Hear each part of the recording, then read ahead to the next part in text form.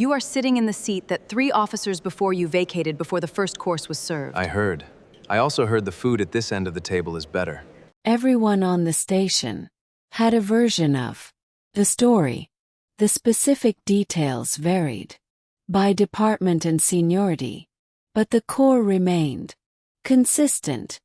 General Kara of the Vel'nari High Command had attended the coalition Joint Command Banquet for 3 consecutive years, had been seated at the position of honor at the high table, and, in 3 consecutive years, had been abandoned by every officer assigned to sit beside her before the appetizers were cleared, not because she was rude, not because she was threatening, but because General Kara Vel'sha was, by any documented metric, the most decorated active military officer in the Vel'nari Fleet. 14 combat engagements, 6 of them classified a tactical record that the coalition's own military analysis division had reviewed and described,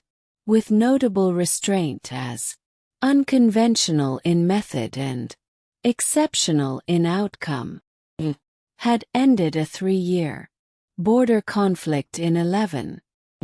She had done it with fewer ships than anyone had considered viable.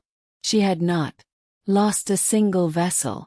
She was also, by all accounts, a deeply uncomfortable dinner companion, not hostile but possessed of a directness that most people found easier to avoid than engage.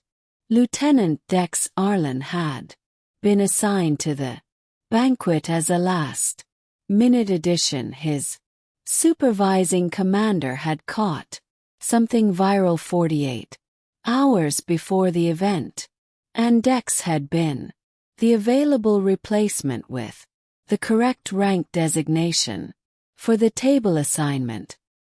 He had received the briefing on the seating arrangement and the specific cultural notes about General Kara's position approximately 6 hours before the banquet began. He had read them carefully. He had read the part about the 3 abandoned seats. He had read the tactical record. He had read the analysis division's assessment of her combat methodology. Then he had gone to the banquet and sat down. General Kara had looked him when he took the seat, a measuring look, the kind that assesses and categorizes quickly. She had waited apparently for him to register some version of the reaction that the 3 previous officers had registered. He had picked up the menu instead.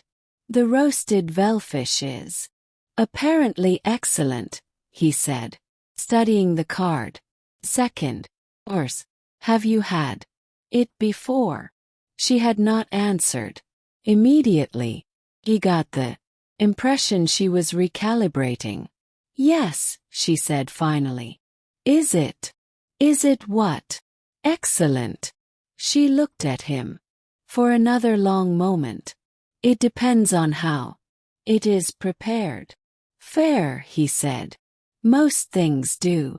The first course arrived. He ate it. He did not make conversation designed to impress her or demonstrate his knowledge of Vel'nari culture or explain his credentials or ask any of the questions that he suspected the previous 3 officers had asked in the first 5 minutes, and which she had evidently found insufficient reason to. Therefore, he simply ate and watched the room and eventually said, "The acoustics in here are remarkable. You can hear the conversations at the far end of the table clearly if you know what to listen for." "Yes," she said. useful for someone in your position. She turned to look at him properly for the first time. Not the measuring assessment of arrival, but the attention of someone who has been given an unexpected piece of data. You are aware that I use this event for information gathering, she said. I'm aware that anyone with your background and your record would use every environment they're in for information gathering. It would be strange not to. She looked at him. He looked at the room and listened to the far end of the table where two logistics commanders were having a conversation about the third outer belt supply route that they probably should have been having somewhere more private. Supply chain vulnerability in the Valkyrie contested corridor, he said quietly. Third route.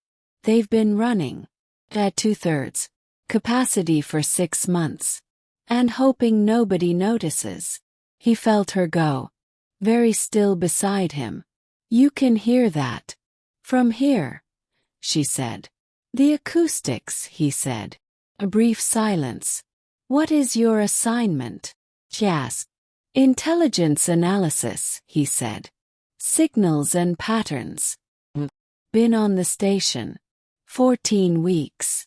You are very junior for this table.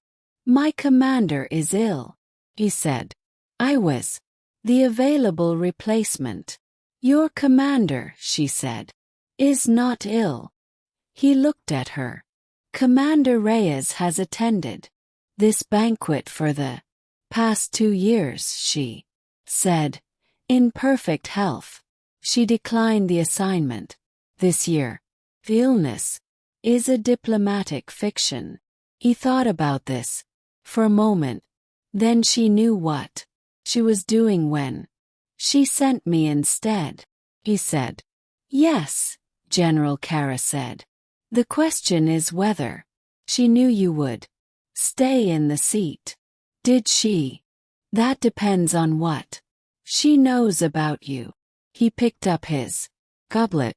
What she knows about me, he said, is that I read the briefing materials. I came to the table, and I think vel'fish quality depends on preparation. General Kara looked at him for a long moment.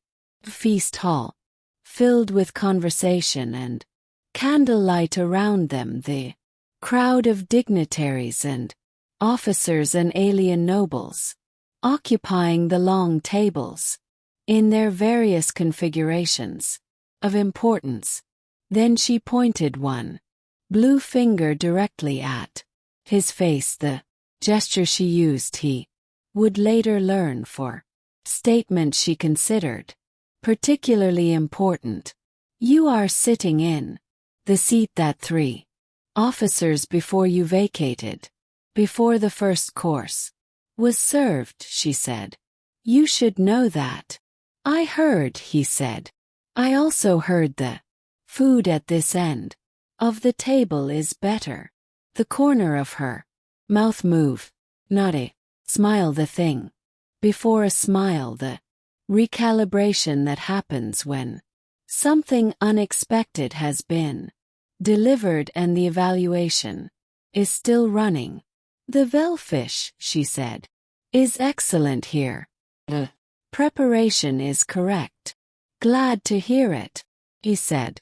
The second course arrived.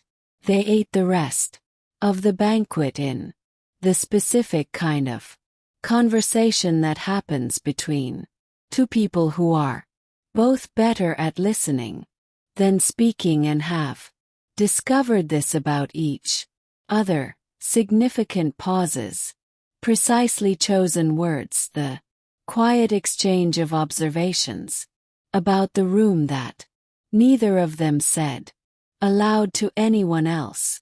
At the table, at the end of the evening, as the crowd began its formal Departure process. General Kara stood and looked at him with those sharp, dark eyes.